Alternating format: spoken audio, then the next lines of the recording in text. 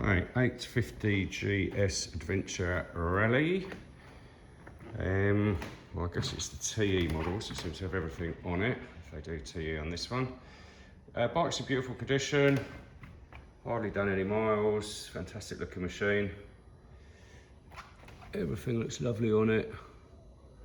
Comes with the engine bars because it's the Adventure, spotlights because it's the TE, I guess. Daytime riding lights on there.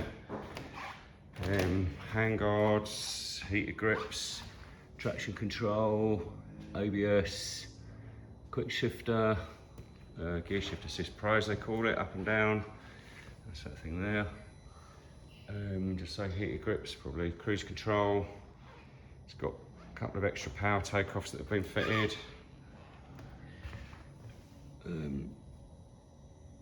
Let's see, electronic suspension. Really nice gold wheels, all looking good, Nick. Spokes look good. Somebody's kept the bike very clean. Done more cleaning than riding, I'd say. It's a 19 reg.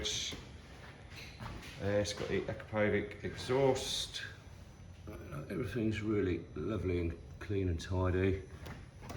It's not really anything I could see of any notes not been dropped. It's got a sat-nav mount as well. Done, let me see how many miles it's done. 2,125 miles. So it's got the adjustable suspension, dynamic, road. So you go for dynamic.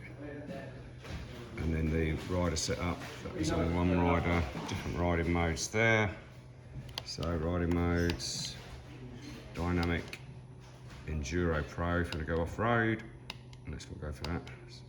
Rain, road, dynamic. So it adjusts itself to the way you ride. It's a very high-spec bike. It's got a couple of USB ports there. Two of them. It's a nice TFT screen.